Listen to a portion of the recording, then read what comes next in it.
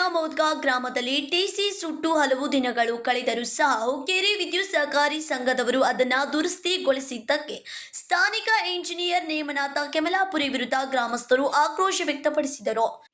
ಯಮಕನಮರಡಿ ಮತಕ್ಷೇತ್ರದಲ್ಲಿನ ರೈತರು ತಮ್ಮ ಜಮೀನುಗಳಿಗೆ ನೀರು ಹರಿಸಲು ವಿದ್ಯುತ್ ಸಮಸ್ಯೆ ಆಗುತ್ತಿದ್ದು, ಹಲವಾರು ಬಾರಿ ಅಧಿಕಾರಿಗಳಿಗೆ ಸಮಸ್ಯೆ ತಿಳಿಸಿದರೂ ಸರಿಯಾದ ರೀತಿಯಲ್ಲಿ ಸ್ಪಂದಿಸುತ್ತಿಲ್ಲ.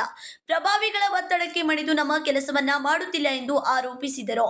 ಮುಖಂಡ ವಿಶ್ವನಾಥ್ ಪಾಟೀಲ್ ಮಾತನಾಡಿ, ರೈತರ ಸಮಸ್ಯೆಗಳನ್ನು ಬಗೆಹರಿಸದಿದ್ದರೆ ಮುಂದಿನ ದಿನಗಳಲ್ಲಿ ವಿದ್ಯುತ್ ಸಹಕಾರಿ ಸಂಘದ ಎದುರು ಪ್ರತಿಭಟನೆ ಕೈಗೊಳ್ಳಲಾಗುವುದೆಂದು ಎಚ್ಚರಿಸಿದರು.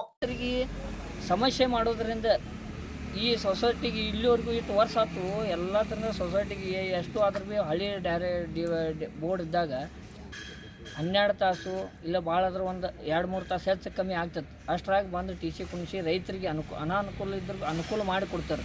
ಆದರೆ ಈ ಡೈರೆಕ್ಟರ್ ಬಂದವ್ರು ಯಾರೂ ರೈತರ ಬಗ್ಗೆ ಕಾಳಜಿನೇ ಇಲ್ಲ. ಎಲ್ಲರೂ ಇಲ್ಲಿ ರೈತರು ನಾವು ಕರ್ಕೊಂಡು ಬಂದ ನಂತರ ಅಂದ್ರೆ ಅವ್ರು ಹೇಳೋರು ನಾವು ಕುಣಿಸ್ತವ್ರಿ, ನೀವು ಮನೆಗೆ ಹೋಗ್ರಿ, ಮತ್ತೊಂದು ದಿವ್ಸ ಬರಬೇಕಾಗತ್ತೆ.